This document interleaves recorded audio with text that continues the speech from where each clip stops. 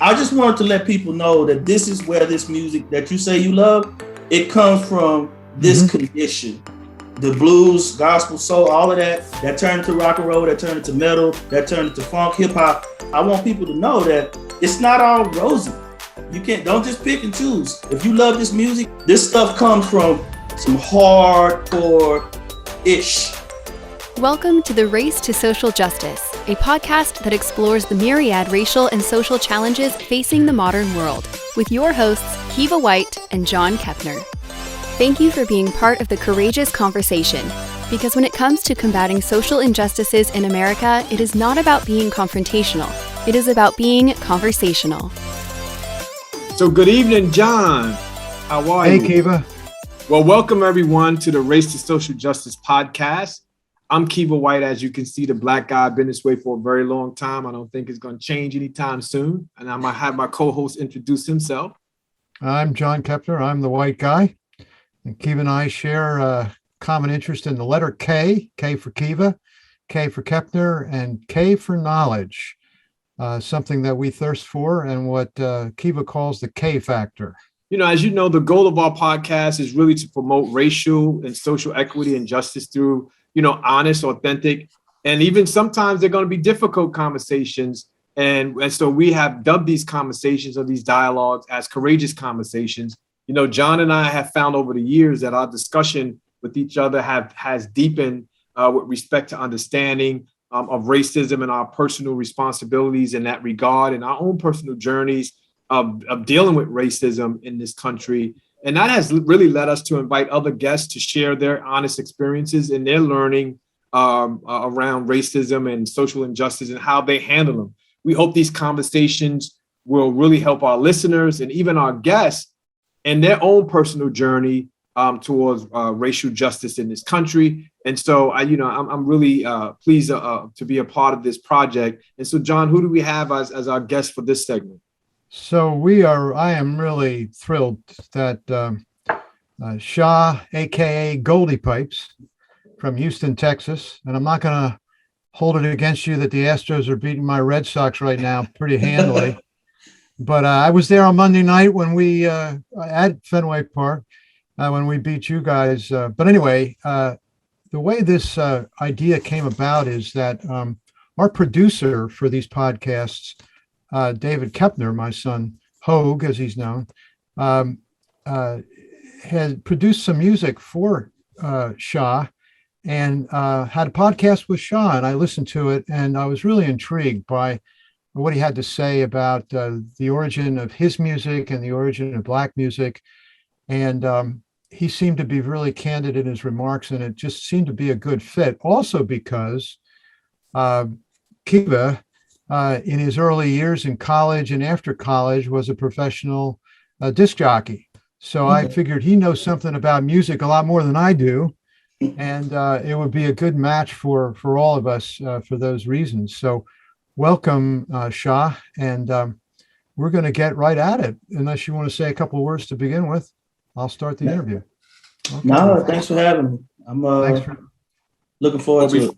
Thanks. Before we jump in, so John, you mentioned about my DJ years. Shah, I just want to tell you, in that song about that bread, I heard that little Al Green riff just a little bit, real slow. Y'all slowed it up real slow, and the background there, the drums and the bass line, powerful stuff, man. So I'm really looking forward to listening to more of your music and learning about how you incorporate music into this thing that we call social justice. So, John, let's go ahead and proceed. So the thing that impressed me when I heard the Hogue's podcast with Shah was that Shah kind of lives music. It's part of his being, and so we're going to break here and give a little intro of what his music is about in the words of Hogue, just at the beginning of his podcast. And so let's listen to that. Welcome to the Dream Studios podcast.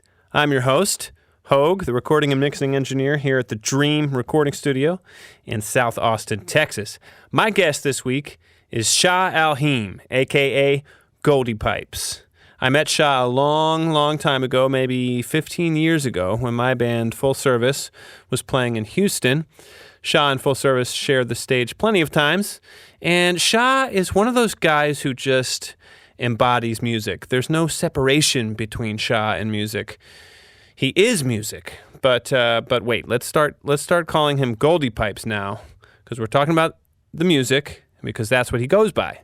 And it was under that name that Shah came in late 2019, I think, to record his album, The Chocolate Quarters.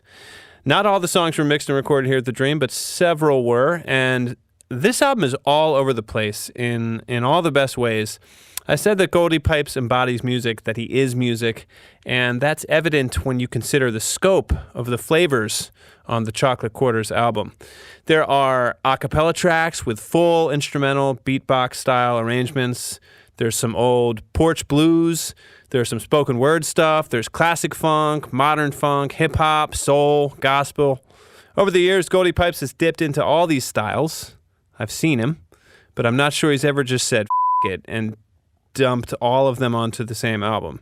And I think it was a good move. He can walk you through his thought process on that much better than I can. But one of the things I found most fascinating about recording Goldie Pipes was the way he conducted his band. He is a true musical director, both in terms of the broad strokes and the specifics. Shah, a.k.a. Goldie Pipes, thanks for being on the Dream Studios podcast. Please say hello to your friend Hogue. Hello, my friend Hogue. Well done. You're doing great so far. Let's dive right in, because I know you're... Okay, we're back. Now, with that base for our discussion, let's start, Shah, way back when you were a little boy, growing up, being raised by your grandparents, and the influence of music at a very early age. Where does that come from? Well, it's like you said, basically, my story is pretty interesting as far as just my life. And often I tend to forget a lot of the details because you lived it. And then when until I started telling people about it, and I was like, oh, yeah, that did happen. But I was one of those children that was born to teenage parents.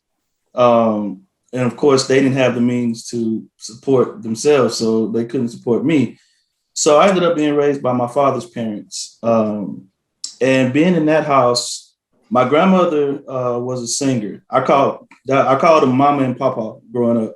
And eventually I got too cool to say Papa, so I called him Pop. So I refer to them in this interview as Mama and Pop. But Mama was a singer. And from her family, they were all singers. So I grew up hearing her sing. She's a very religious woman. So I was at church with her all the time. And I joined the choir at church. Her brother was our pastor from about the time I was 12 until I was grown and went on my own journey. And he's a great singer. So I was just around gospel music and, deep Southern gospel music my whole life. So that was one. And then she also loved like Dolly Parton and Kenny Rogers, and Lionel Richie is her favorite artist outside of the church. So, I grew up listening to her stuff. And then my grandfather, he's from Northern Louisiana, a little town called Belcher. And so he grew up listening. He was a cowboy. So he grew up listening to country music and blues and James Brown. Like he loved James Brown. He loved Bobby Blue Bland, ZZ Hill. So I grew up listening to that. And my uncle, my father's oldest brother, he was more into funk music. He was into the Funkadelics, and he actually is the one that introduced me to Jimi Hendrix stuff. So he liked a little bit of everything. He liked metal and he liked funk and old school R&B. So all of this, and then of course, growing up in the 80s, hip hop started becoming a thing, so the Run DMCs and that whole era of music. It was always around me, like everywhere I went. In my neighborhood, you have the guys with the systems, boom, boom, boom, and they're riding down the street banging the newest rap song. And so, I could hear that. My big cousins, they would listen to NWA and Public Enemy. And so, which I know Hogue and Bones, so I love Public Enemy. So, it was just all different kinds of music, going on at the same time. And it just, it's like learning a language. You don't come out of the womb saying, hey, I want to talk this particular language. If the language is around you, you end up speaking that language. So music was one of those languages for me. Wow. What was it like Where did you say you grew up? Was this in Louisiana or? I grew up in Houston, so Oh, Houston. Okay. yeah, my entire family is from Louisiana. So my father's parents, their ancestry is well, my father's father, they're Mississippi to Louisiana. My father's mother, Louisiana to Texas. And my mother's side is all from Louisiana, and then everybody just happened to migrate to Texas around the same time from different parts of Louisiana, and I was born in Texas. So yeah, so Louisiana, most of my family is in Louisiana and Mississippi. Right. In Texas, of course. Wow. So what was it like growing up in the South, the young black, growing up in the South? When did you first encounter racism? Again, it's like language. It's like languages. It's like if it's just natural around you, you don't really know what it is. So I'm going to say it like this. First of all, growing up in the South was great for me. You know what I mean? A lot of space. I grew up on 4 lots. You know what I mean? It's like a lot of space to run around and play. That Southern hospitality thing is not a myth. It's, you know what I mean? So just really loving people. My neighborhood was really like a legit Black community with Black-owned businesses. We had festivals and parades. It was very small, but very family-oriented, community-oriented. I'll speak on that a little more later about when that changed. But it was great, man. Like I said, the music, the food, the church, growing up in the church, the Southern church, it was fun. It was like real fiery. You know what I mean? But as far as experiencing racism, it happens and you don't even know it when you're born into it. Like, so I can't say what my first experience was. But it's like, say you come from the North, right? You come in from Philadelphia and you've been there your whole life, and then you show up in Texas and all of a sudden this incident happens. Boom, you know it. But if you're born into that environment, so I'll say when I think back on it, I didn't know it was racism then, but me as a grown man looking back on the situation, where I grew up, it was a very small neighborhood, and they bust us into the school districts. That's people don't know. They think all this busing stuff just was in the 60s and it stopped after that. And it was just civil rights and it was great after that. But that's not the facts. I was born in 1977. I went to school in the 80s and the 90s, of course. So in my little bitty neighborhood, every 2 streets, and if y'all don't believe me, you can fact check me. Every 2 streets went to a different elementary school. Wow. Every 2 streets. So in my community, there were people that did not know each other until we got to middle school. Which is crazy, unless we went to the same church. So I had some people I knew because we went to church together, but we didn't grow up in that environment together like that because they lived 3 streets over. So we didn't go to the same elementary school. Now, everybody else, we passed by elementary schools to get to ours. You know, I went to school an hour away from my house, and that was literally an elementary school 10 minutes from my house. And every neighborhood I passed by, they got an elementary in their neighborhood, and they go to that elementary. Sometimes 2, depending on how many people are there. We got bused all over Sci-Fi District in Houston, which is a huge district. And so when I look back on it, that's probably my earliest memory of racism, being bused to these schools where these people that were predominantly white and suburban didn't want us there because we come from the hood, you know what I mean? This Black community or whatever. I didn't know it then. It was just life. But when I look back on it now, I think that really messed up. That was one of the things that messed up my community and broke up that community aspect, because we had a school in our neighborhood and they shut it down and started busing us to all these other schools. You know, I went to 7 schools from one address, man. I went to 2 elementaries, 3 middle schools, 2 high schools. Every time they built a new school, they would zone my neighborhood to it.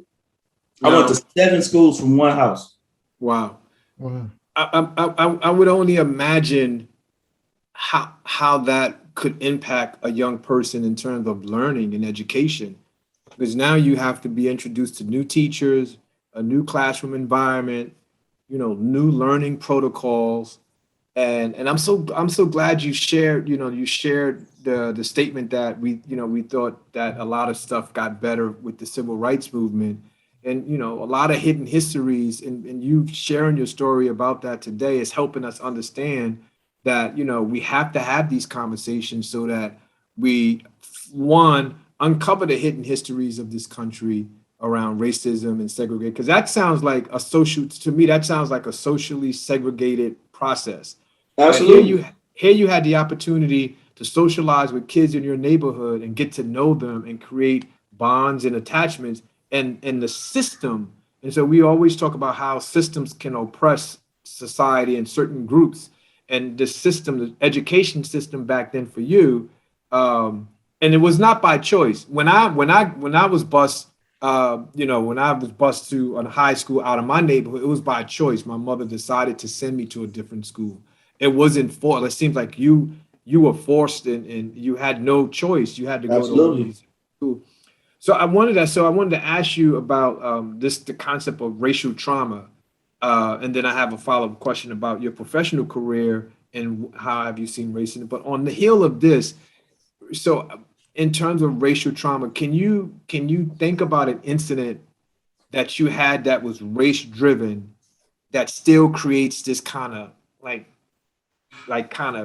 balling of your stomach? You feel a knot in your stomach when you think about it, or you see something that reminds you of that situation. What was the incident, and how has it affected you as you sit here today?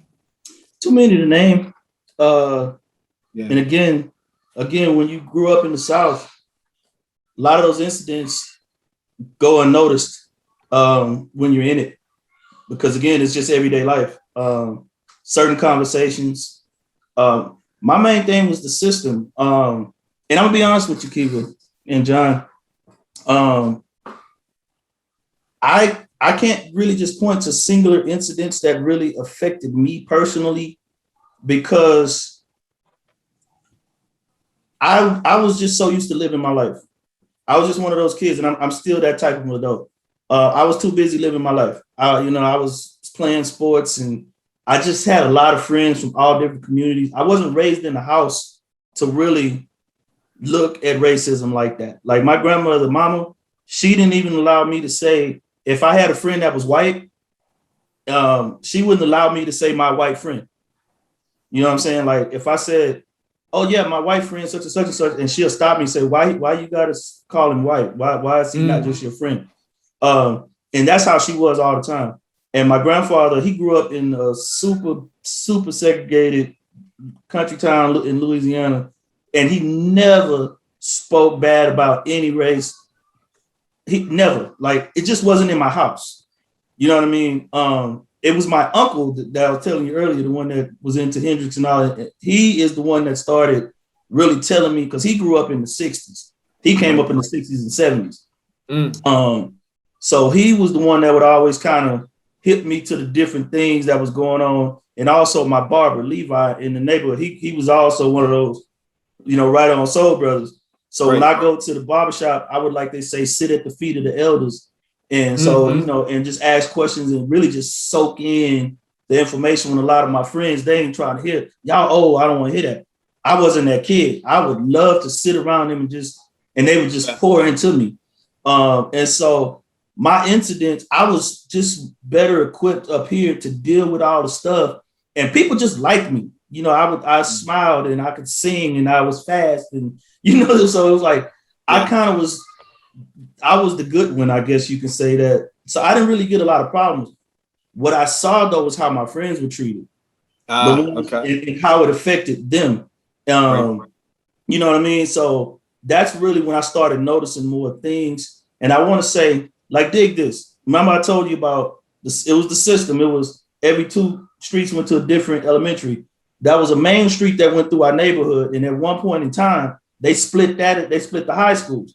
This side of the street went to one high school. This side of the street went to the other high school. And so coming from when I was growing up in the 80s, I don't want to diverge too far from what you asked me, but I have to say all this is relevant.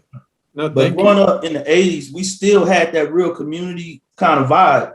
But between crack being brought into the neighborhood and I believe them splitting us up, sending us to all these different schools, we didn't have the opportunity to develop the camaraderie that, like this fraternal kind of thing that other communities they had, because they went to school from pre-K all the way to high school with the same people. You know what I mean? Like, you grow up with these people, y'all develop these bonds.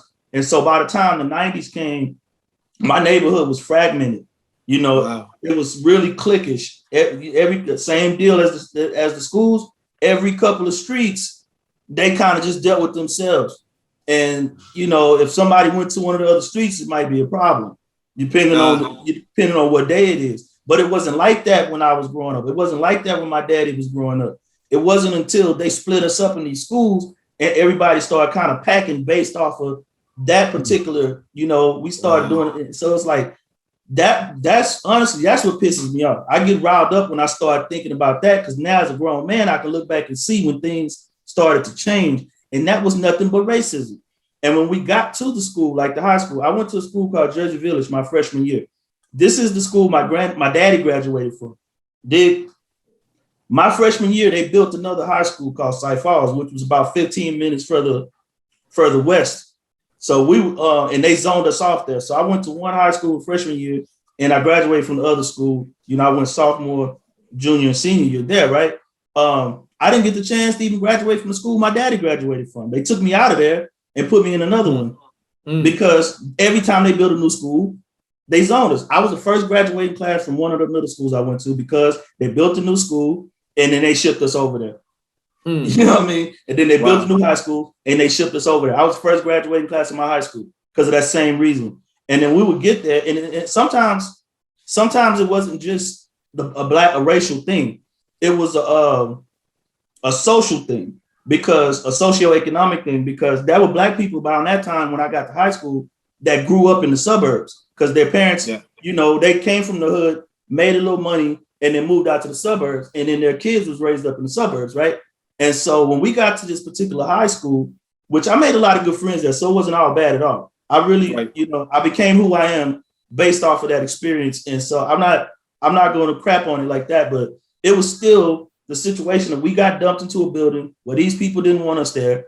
They forced us on them and they forced them on us. And so of course there's going to be friction, but the Black kids from the suburbs, they didn't get treated the same way. I noticed the way that, you know, the short leash that the kids from the hood had versus the Black kids from the suburbs had. You know, their leash was a lot longer. So it wasn't even just a Black thing. It was a socioeconomic thing to go along with it. So that whole time, man, just me being in school, when I look back on it, a lot of things that happened, especially when I got kicked off the football team, I couldn't play no more. I started, the way they treated me all changed. I started getting treated like the rest of the people from the hood. Wow. Because I couldn't run touchdowns for them no more. You know, you talk about social segregation. Yeah. And you talk about classism. Yes. And how, and the devaluation too of you as an athlete. And once that was taken out, and you no longer had anything of value to be representative of it, you were treated differently by the system. Totally. Absolutely. I was shocked. I was shocked because it was night and day from the way I was treated. Yeah. Also, the disintegration of the breaking up of a community that sounded like when you were a young boy was an really enriching, wonderful community. Very. And well, you think about slavery and how slavery, the system of slavery, and how that within itself broke up the African family by taking them in. And or taken in the separation. So we talk about micro and macro levels of segregation. On the macro level, it really separated the individual from their families. What you're describing here, Shah, is how on they call it the meso level, the community level. Even in the community level, the system didn't want to have a sense of cohesiveness. So it's to break up the family, and now we're going to break up the community so there won't be any unification. Because we know that, you know, people are stronger when they unify. Absolutely. I know there's a scripture in the Bible, and I don't want to be too spiritual about this conversation, but I think it's relevant here. It says, a house divided shall not stand. Absolutely. And the first thing you want to do, they say, if a robber breaks into the house, subdue the man, and everything else will fall. So the moment you do that, we have problems as to whether it's the family or the community. So I thank you for sharing that story, because it's really, you're in the South, and Louisiana is the South. And so we know some of these practices around systemic racism was birthed out of the system of slavery. Yeah. So and Kiva, this was in Texas though. So okay, when Texas got you, okay, that's still else. South. It's worse. Texas is the South, but Texas is Texas. That's okay, got you. Cats need to understand. Texas was its own country. Yeah. Oh wow. You see what I'm saying?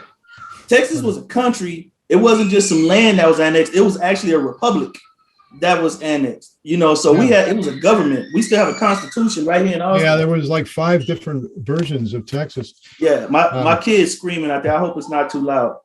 Nah, that's why okay. We got good editing. Well, that's all right. Mine is probably going to do the same thing too. They're part of the plan. That's all good. Cool. But yeah, John. Man, like Texas is a whole different kind of vibe, man. And like I said, there's some things I really love about being from Texas, and there's some things that I got to kind of like, know. So yeah, bro, it was and this is something else I'm going to say this several times throughout this process. This was in the 90s. Yeah, not too far. Yeah. You know what I mean? Like people keep on, that was so long ago. Not so long ago. No. This was in the 90s.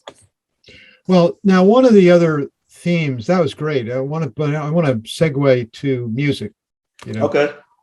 You don't mind talking about music? Oh no, not at all. That's how we met. So yeah. So one of the things that impressed me about your interview with Hogue and your music is how multifaceted it is, and how it's been influenced by, and you mentioned all those different things when you were a kid that you were exposed to, and you can see it blended into your music. So with that kind of segue, could you sort of talk to us a little bit about how you got to where you are today as a singer-songwriter and the kind of music that you do? Say a little bit about your new album, tell us what the name of it is, and I want to hear about Goldie Pipes, how that name came about. So talk to us a little bit about how you developed as a singer-songwriter, segue that into your current music. Okay, well, we'll be here all night if I tell the whole story, because it started when I was. I know it could take a long time. When it was about 9, I was about 9 years old when this whole thing started for me. But of course, I started singing in the church. We had a Brady Macedonian Baptist Church. We had a really good youth choir, a lot of good singers. So I just grew up in that environment, learning from a few of my older cousins. And so around the time I was 9 years old, it was 4 of them at first. 4 of my older cousins, 2 of them were brothers, 2 of them were like uncle, nephew, but they were all cousins as well. And they started a singing group. The original manager was my father's first cousin. He had to break off because his job was taking up too much of his time. So my father took over the management of the group. It was a gospel group, singing like a cappella, harmony driven type gospel music. And so I would ride with them. My father would pick me up and we'll go when they have rehearsals. And I sat in on all the rehearsals. So of course I learned all the songs just sitting around. And so I would sing from the side. I would just be on the sideline singing. So I learned all of the parts, and I would sing all the parts from the side. And so I guess after about a year of that, around I was age 10, they decided they wanted to add a member. And so they added another one of our cousins. And probably 2-3 months later, they called and asked me to join. And that's when I was 10. So I had this really high, squeaky voice, but I could sing the high tenor 1 notes, the soprano notes, so to say, if I was a girl. So I joined in, and we would just basically go all around Houston, sing at all these churches over the weekend, sometimes two a night. So I started gaining experience performing in front of people when I was like 10 years old. From that time, and we would go all over Houston, and we started going over Texas, then eventually went into Louisiana. So it was a lot. It was a great experience, and that lasted until I was probably about 17. Because we would, of course, we forayed into R&B because the Boyz II Men's and Jodeci's of the 90s started coming along. So that, that started influencing us. And so we started doing some R&B, but we still sung at churches as well at that time. So just being around them, as good as they were, I learned a lot. My ear got really good. And I was able to basically, like I said, I could hear all the parts because I would just sit to the side. So we would get to a point to where I didn't lead a lot of songs, but say if somebody had to lead a song, I would jump to their harmony note. And so you can probably talk to Hogue about this, like the way that I record really unstructured because I grew up being able to jump. I was singing one note, next thing you know, I'll jump up and then come back down because that's the way I grew up singing live. So that was really my intro to it. It was really, like I said, it was mostly church-based, mostly gospel-based. And then we went into R&B. Around that time, I joined a rap group, 1991. So that's when I got into the studio. So I started becoming a recording artist in 1991. I was 14. Years and years of that. I started getting influenced by like East Coast hip hop.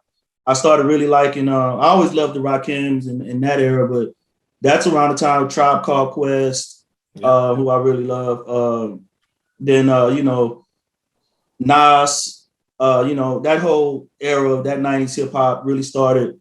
I liked what they were talking about. I was really starting to get into my blackness, and so they were talking a lot of, about Africa and political things that we need to be aware of, the Malcolm X factor, that type of thing. So it all blended together. So I was rapping and singing way back then, even before it became like right now, they'll say, if you're not rapping and singing, you're not doing nothing. Back then they would tell me, are you going to rap or are you going to sing? Like they were trying to, like even record labels, they were trying to split it up. They didn't want it to mesh it. And so I got fussed at a lot, for lack of a better word. Hey man, you need to choose, But so I was doing both at the same time. It was a good experience because I just got a lot of stage experience back then because of being in those two groups. I was performing with both. I was recording with both. So just being around them, like I said, guys that were already doing it, that were better than me at it. The only thing I had that I could say over them, I just had this passion for it. They would have to calm me down. Like I would want to run to the front of the stage and just start just going all out. Calm down, So that was the one thing. But I learned a lot from those guys, from my older cousins, from my my rap group guys too, and it just they opened my mind to different artists as well, like that I never heard of. So of course, hearing these different sounds and these different presentations opened my mind up to new possibilities of what music could be and where we could take it. So I just kept going, man. Once the groups kind of dissolved, I went into the solo thing, and it took me a while to really find my vibe. I got really into the hip hop soul thing until I moved to Austin. And I was going by David Shaw at the time. And that's when I met you, John. I don't know if, John, if you remember, I actually stayed at your house for a couple of days. I do. I figured out it was about 11 years ago. Yep. Yeah. Yeah, I had came up there and did some. I think they did a show in Jersey, and I flew up there and with full service, and I stayed at your house, man. It was like so cool, like just hey, yeah, Dave, go in there and get you something to eat, Shaw. Just what I mean. So yeah, I appreciate that. I'm never gonna forget that actually. So yeah, that's what it was. Oh, I didn't forget you. Yeah, I was wondering if you remembered that. Yeah, no. Well, now, so tell us a little bit about your album, the name of it. Why is it named The Chocolate Quarters? Okay, so my album is called The Chocolate Quarters. And I go by Goldie Pipes now, of course. You did ask me where that came from. Basically, where does that come from too? Yeah, when I came to Austin, I was working with this young guy named Billy, and he's a guitarist. And he was, I said, yeah, I do music. He said, oh, I do too. And so we talked. Anyway, he said he heard my voice. He said, man, you should sing the blues. Austin is a big blues town. You can make some noise out here if you sing the blues. And I'm like, well, I grew up listening to it. I never sang it, but And so we started kind of messing around with it. And next thing you know, we started a band. The band was going pretty good for about a year and a half. So the name Goldie Pipes came from just us being on stage. I was the front man, and I would just give everybody nicknames in the band and introduce them to the crowd as a joke, kind of just to keep the crowd interactive. And so I don't know why, but I called myself Goldie Pipes as a joke. It went over well. I got off the stage, and people wouldn't say, hey, Shaw. I say, hey, my name is Shaw Goldie Pipes, Aline, blah, blah, blah. I get off the stage, and they just started calling me Goldie Pipes. They didn't refer to me as Shaw anymore. It was like, hey, Goldie Pipes. Hey, come take a shot with me. And so it kind of just stuck, So when the band broke up, I didn't know what I wanted to do, but I knew I wanted to stay in the blues lane. So I just said, you know what? I'm just going to go with the Goldie Pipes thing. It was working. People liked it. It's a good thing that I can brand. It was, like I said, it started off as a joke, but people ran with it. So now that leads me, the band broke up. I said, I'm going to do this Goldie Pipes thing. I want to do this album. And I definitely wanted to stay bluesy soul. I definitely wanted to keep the live band aspect, especially being in Austin. So I just kind of started thinking about, well, what does my sound mean? Like, what do I want to present as Goldie Pipes? And so the name of Chocolate Quarters came from when I was a kid. There was a mini series on one of those, CBS or ABC, one of them. But it was about Elvis Presley's life. It was a biopic. And it was a mini series. And Elvis grew up in Memphis. So, of course, it was very segregated. And he would get up, in the middle of the night and run down to the area where all the black people hung out, where all the juke joints were. And, so he can hear them play the blues, and my son's knocking on the door. So he would run down there to hear them play the blues, and he got in trouble a lot.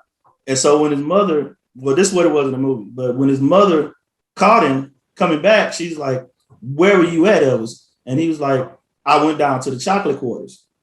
That's the area of the time where the black folks hung out. They called it the Chocolate Quarters. And so what I wanted to present on this project was just the total encompassing of black music. You know what I mean? I wanted to present the roots of, that soul, blues, the gospel, the being in the fields. That's where that song "Picking This Cotton" came from, just that whole, the entire roots of it, and that's what it was. It was just about really presenting black music to the people. And that's the first thing that popped in my head was Elvis running down there to hear the black musicians play because it felt so good to me. Wow. And you called, what did you call the triplets? The gospel, soul, and blues all sort of combined together. And that flows through the album. Yeah, I call them the triplets. I call them like three sisters. Because again, when I started singing the blues and I was listening to the chords, I was like, hey, I grew up singing like that in church. That's just quartet style gospel with, a little change here and there. But it was easy for me to, to go into blues music from growing up singing in the church, especially in the male chorus where we did more quartet kind of styles. So, I call them triplets because really it was the same musicians. The people, they played in church, Sunday morning, but the night before they were in the juke joints playing blues. And soul music really was just gospel music that had secular lyrics. Like Ray Charles, those were gospel songs. Sam Cooke, those were gospel songs. James Brown and Famous Flames, Try Me is a gospel song, but they made it about love or, sex or women. They changed up the lyrics, but it was the exact same sound. So it was the same musicians, the exact same sound, same feel, just in different places. So I call them, they're the triplets, and their mother is the fields, the slave fields, the sharecropping fields. Well, they can't. That's their mother, but I call them the triplets. Yeah, I want to stay there for a second where you said that's their mother, the slave fields, because I think it's important for just to hear your perspective on how has slavery. We talked a little bit about systemic racism. How has slavery developed and systemic racism developed Black music in this country, and more specifically, like the roots. You mentioned the roots and the origin. They say music soothes the soul, right? And I know slavery, there was a lot of message in the music, and that's why a lot of the songs that they would sing was a communication mechanism between the slaves. So share a little bit about how you incorporated that into what you do as an artist, and what lessons would you say there is for white people when they hear Black music? What are your thoughts on that? Well, first of all, that started in Africa. We didn't create it in the fields. We brought it from Africa because we would communicate with the drum. Yeah. You know what I mean? Like if they wanted to pass messages, it was like that Morse code kind of vibe with the military. we communicated with the drums. So music has always passed messages in Black music. You know, Black music really is just an expression of Black spirituality.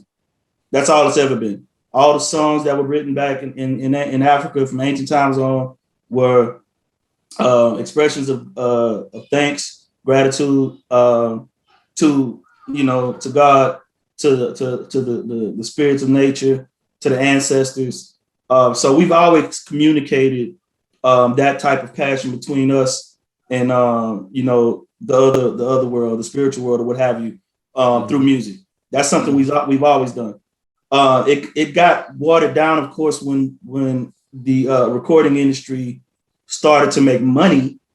You know what I mean? Because that became the actual target of it, was the money aspect, getting rich, as opposed to conveying this message, these feelings. So slavery, first of all, it unified us, you know what I mean? Because we all had one oppressor.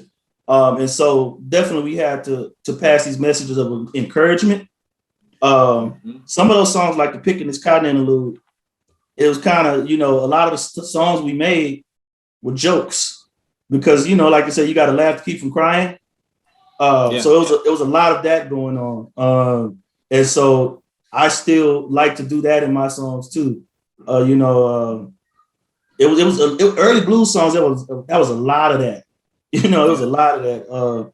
Because again, it was just, hey man, this is what life is. But we can't just lay down and die. We got to make the best of it until we make our way out of it.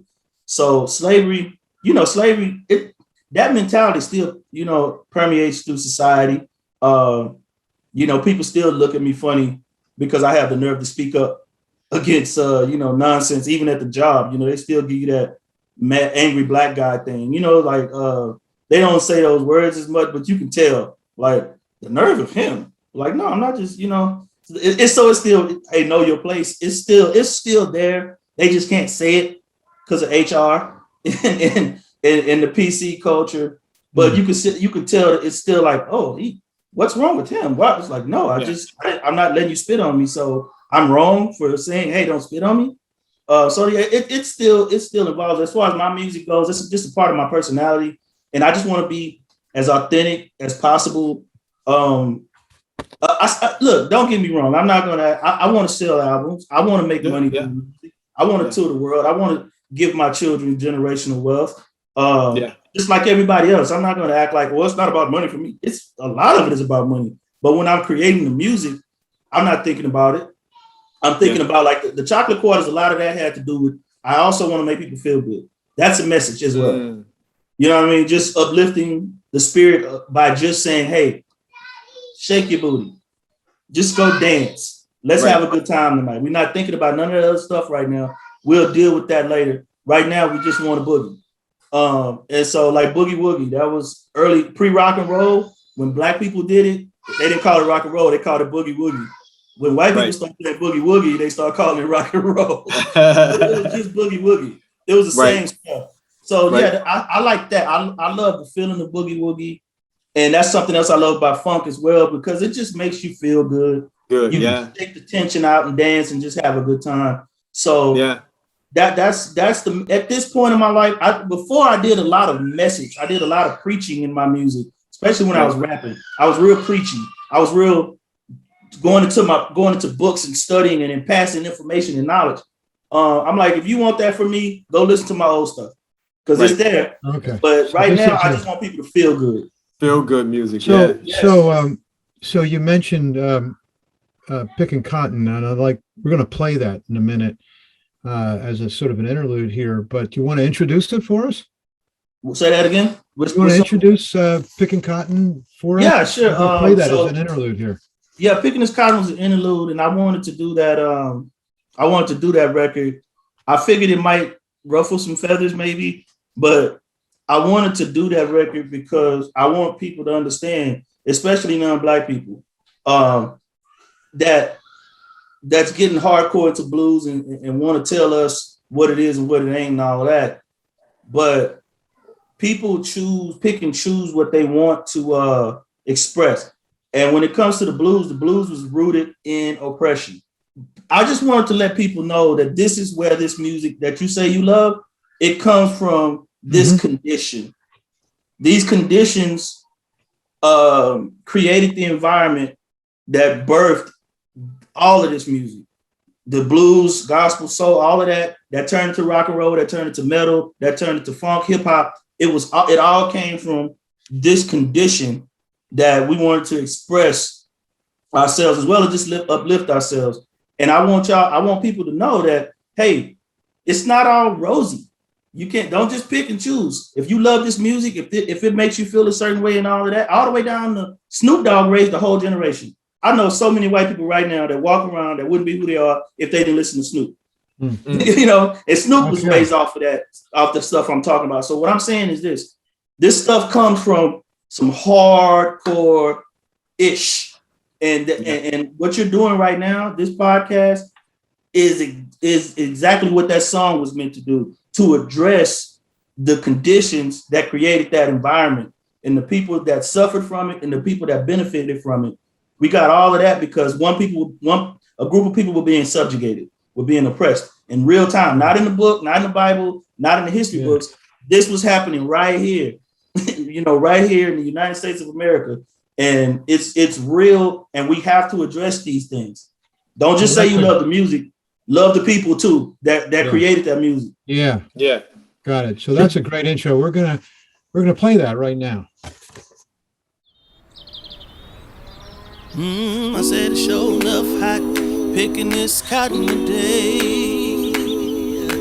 Said it's sure enough hot, picking this cotton today. Yeah. Ain't no clouds in the sky, it's cooking. My baby smell bad, but she still good looking. Said it's sure enough hot, picking this cotton today. Well, I said it sure ain't fun, picking this cotton today. I said sure ain't fun, picking this cotton today. Yeah, ain't no clouds in the sky, it's cooking. Better start picking for massa, start whipping. Said sure ain't fun, picking this cotton today. Yummy, come help me. Come help me. Ancestors, come help me. Please come help me. Oh, Risha, come help me. Come help me. I need you right now, y'all. Please come. Hey, come help me. Oh, come help me. Please come help me. Won't you swing on down? Oh, help me. In your sweet, sweet chariot.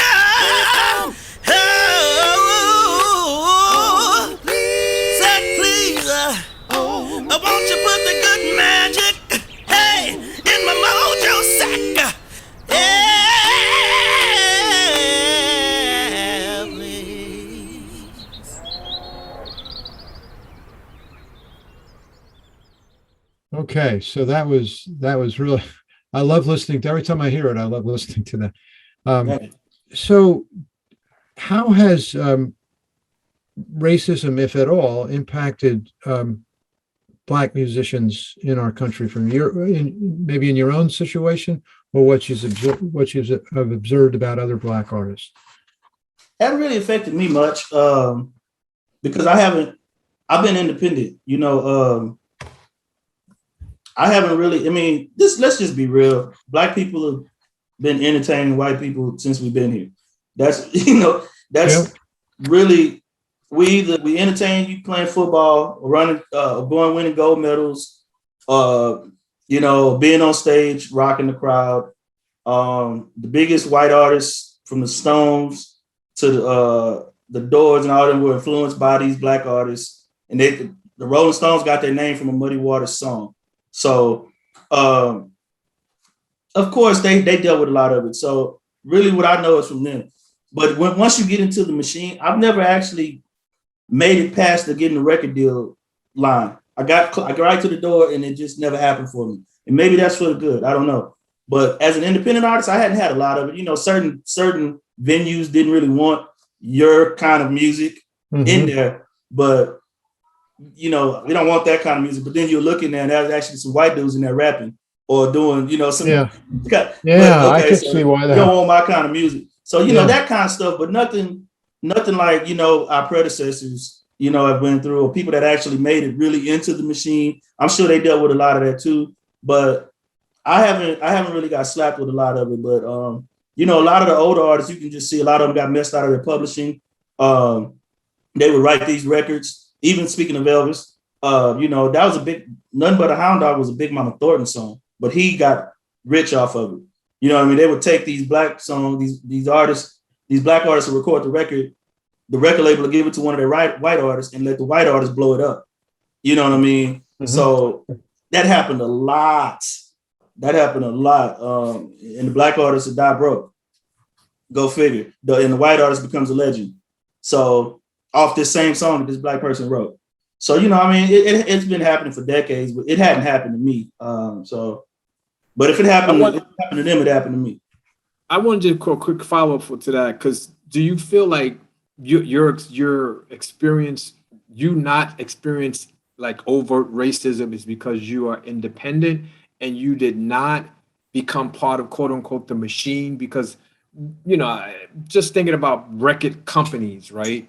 And, you know, I think a lot of black artists like Jay-Z, Sean Puffy Combs, Dr. Dre, all those guys started their own record label because they were getting, you know, that was, if you watch the movie NWA, that was the whole reason why Dr. Dre and them started their own record label and wanted to keep all of the I guess the economic benefits of music, of the black music and the black experience in their pockets, and not kind of giving up. But so do you think because you haven't, you stayed independent, do you feel like if you would have kind of got into the machine of using that you would have, that would have been a different experience for you?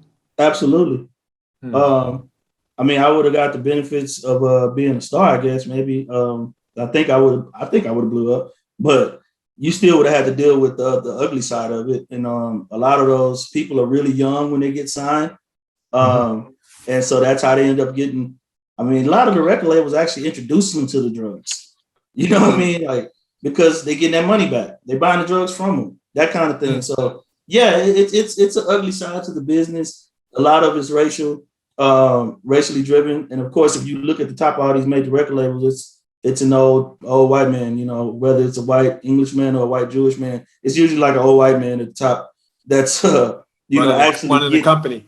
Yeah, that's really that's the fat cat. That's the pockets that are getting fat. When, you know, the artists they make pennies on the dollar really for what they're creating when they get in those situations. I think Prince was probably the first one to really reveal when he stepped out and started doing it independently. So yeah, I think I avoided a lot of those tribulations because but I didn't stay away from it on purpose. You know, I wanted to get into the machine because I wanted the fame and the money, but I hadn't had my shot to get in there. And so yeah, I think a lot of that stuff I avoided because I didn't cross the line. You know. Yeah. Thank you for that.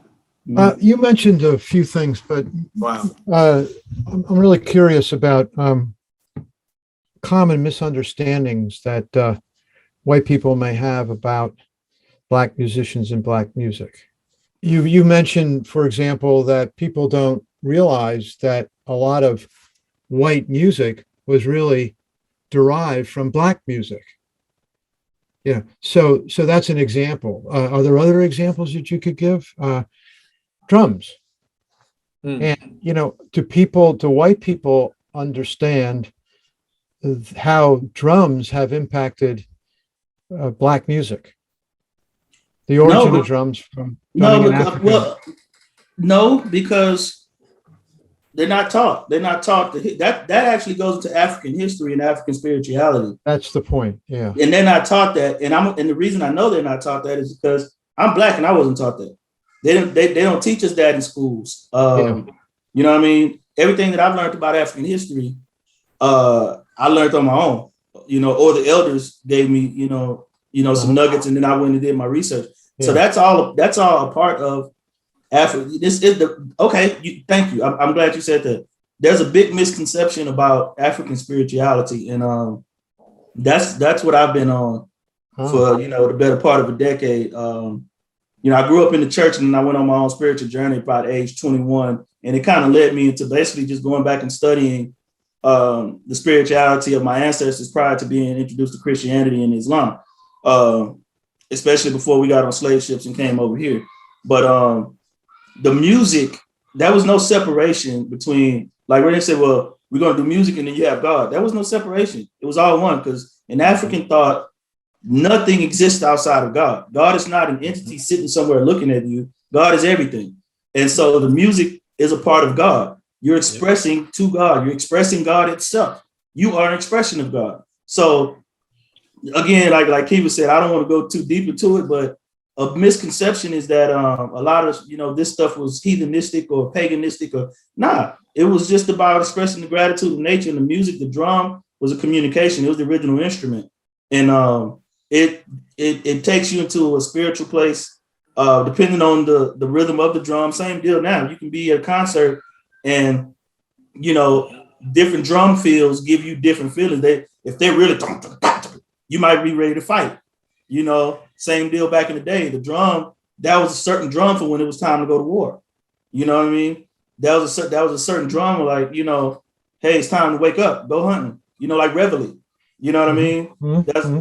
That's based off of that same concept. And so, that's a major misconception, that the drum definitely influences the spirit when it comes to Black music. It's the root of Black music.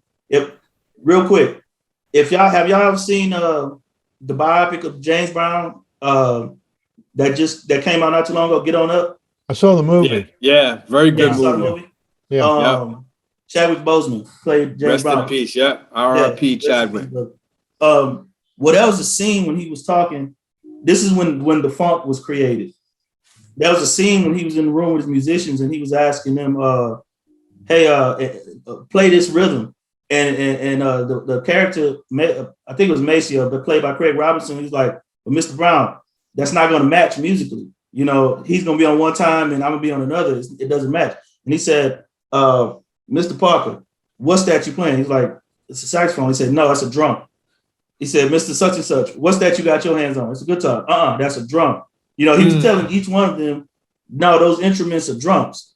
Because honestly, that is the root of each one of the instruments. It's the rhythm of it. It's the, and so even James Brown in that era, without doing any studying of African history, has still understood that the drum is the pulse of it all. You know what I mean? It's the rhythm section. That's what made James Brown so powerful. It was his rhythm section. It was the drum and the bass, the rhythm. Mm-hmm. So yeah, it comes from the drum. It's powerful. It's the instrument of the priests. Mm. Interesting. Yeah, I can tell you, I can recall as a DJ, they always wanted that bottom, what they call that bottom. The bottom, yeah. Yeah, it's interesting. Without the bottom, it doesn't move us.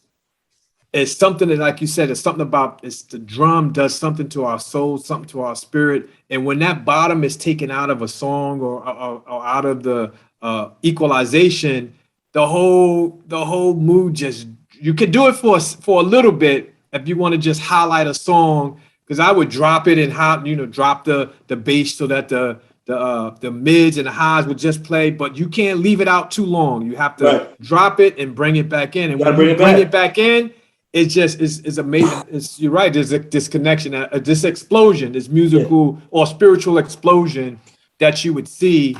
Whether it's an artist or from a DJ standpoint. So I can relate to that when you say it's a spiritual connection between Black people and the drums. So thank you for sharing that. Well, we could continue for another hour, Sean. Yeah, this has been really great. There's some really rich stuff, and there's a lot more that we haven't been able to cover. But before we, and we're getting short on time, before we sign off, could you tell us a little bit more about the album? And as you do that, kind of segue into, we're going to play on the outro here. I'm not sure it's my favorite. It may be my favorite, Buttered Grits. We're going to play that on outro. So talk us a little bit about the album. You gave us a great synopsis of the theme of the album, but where you hope it's going to take take you, and then why don't you we'll say goodnight on your intro to Buttered Grits. But Kiva, do you want to say anything finally before we sign off? Yeah, no, I just want to thank everybody out there for listening in to our podcast, the Race to Social Justice. I want to thank Goldie Pipes for being with us this evening.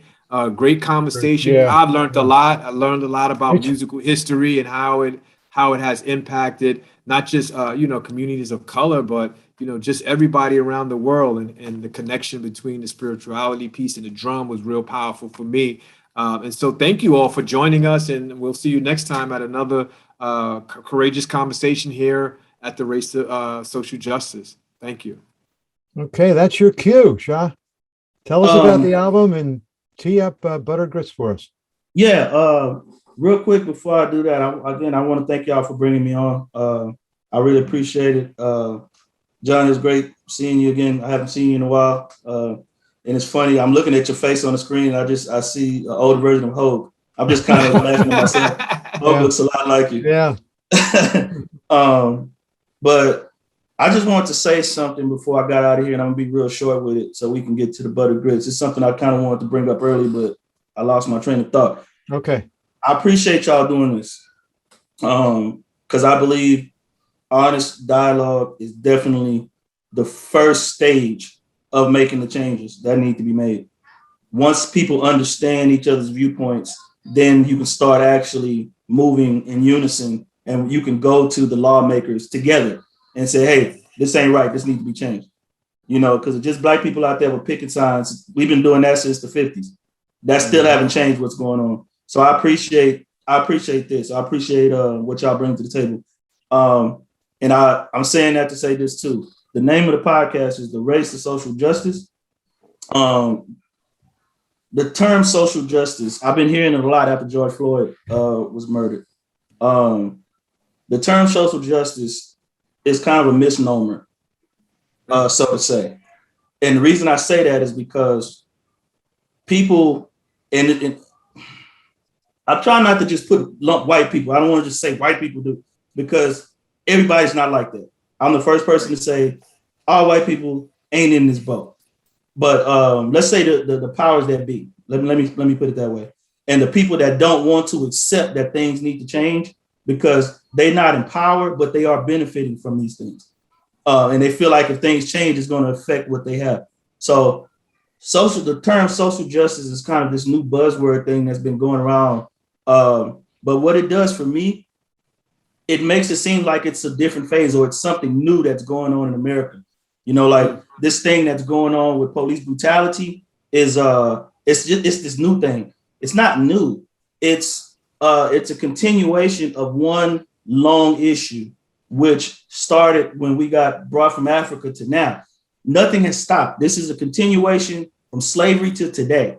The difference is camera phones and the internet and all of that. Yeah. So it's a new era that's being presented that people can see. But the police brutality is the reason that the Black Panthers was started in the first place. Yeah. It was not a militant organization of we gonna go kill white people. It had nothing to do with that. It was a group of college students that decided that they were going to police the police that was coming into their neighborhoods, busting their heads open. This has been going on. Even before that, they just decided to do something about it in the 60s. So I want people, y'all, hey, I'm not telling y'all, hey, you need to change your name. I'm not saying that. What I'm saying is the people that listen to this, I want you to understand that this is not a new occurrence. This is a continuation of oppression. That's the issue. It's a continuation of the oppression of Black people and just poor people, period. From the time we got here till now, it has not stopped from slavery to the Reconstruction to Jim Crow to the crack epidemic to right now. It has not stopped. Social justice is not a new era. Civil rights is not a different thing. That's all a part of the same problem that needs to be addressed. And I applaud you guys for addressing it. I applaud it because now this is being recorded and put out there. So it can't go, you can't avoid it. Yeah. You know what I mean? Somebody's going to see this and somebody's going to start having to have these conversations with their children and their coworkers and their friends and themselves. Sure. So I appreciate it, man. We can talk about it off air too if y'all want to. I don't want to keep this going, but I just want to say I appreciate what y'all are doing, and I want people to know that. Don't act like this is new. This is not a new thing, So really, the album again is a total encompassing of Black music. It's what I wanted to express. Kind of like Robert Glasper did Black Radio. If y'all haven't heard that album, it's a great album. But yeah, I just wanted to really push the spirit of Black music and how it influenced me as a person. I'm really an old soul. You know, I've been an old man since I was a little kid.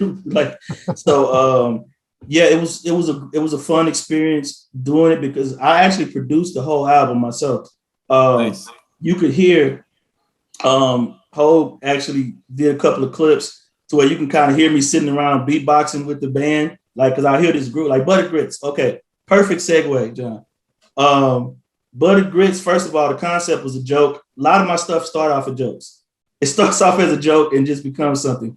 My wife, I love grits. I love grits and I love butter in my grits. And my wife knows this.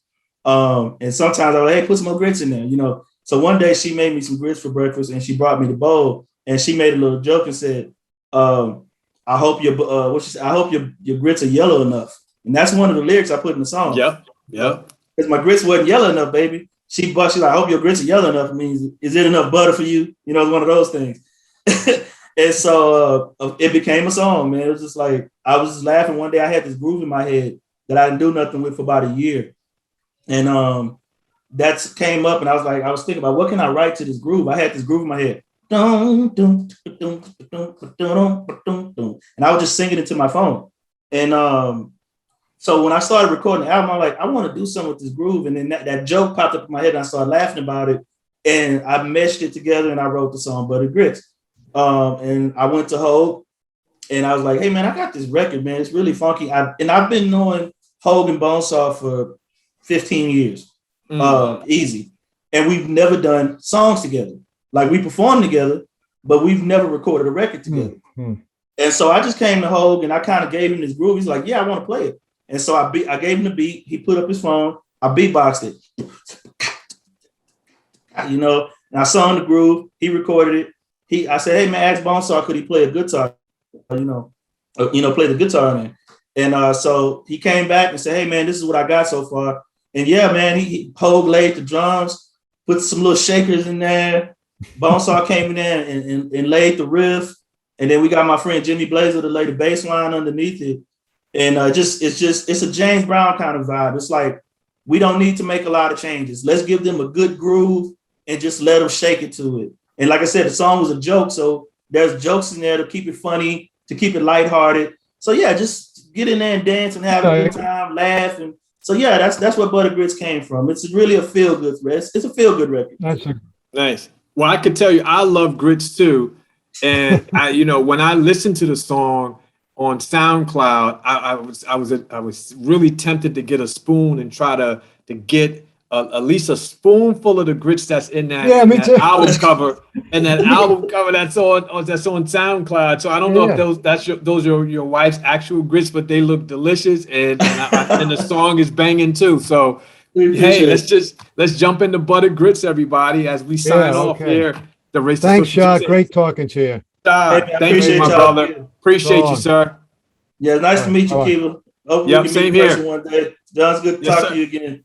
Yes, we'll do. All right. Peace. Peace.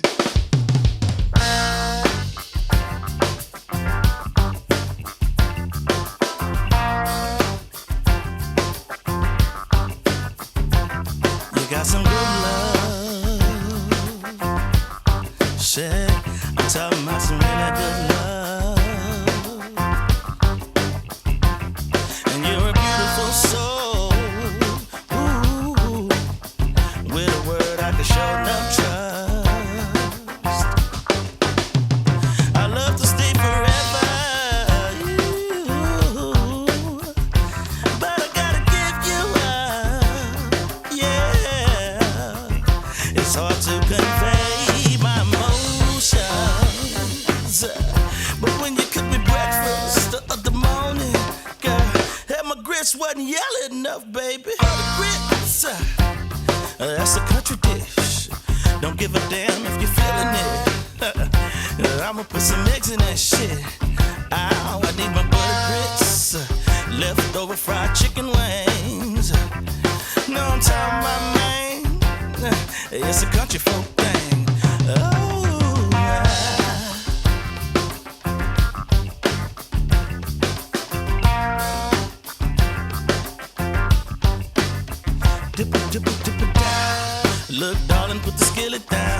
I truly understand how you feeling now. See you're kinda vexed in your spirit now, but baby, please remember that you're spirit child. I know you're on revenge, cause I wanna end it now, but celebrating being petty means you're still a child.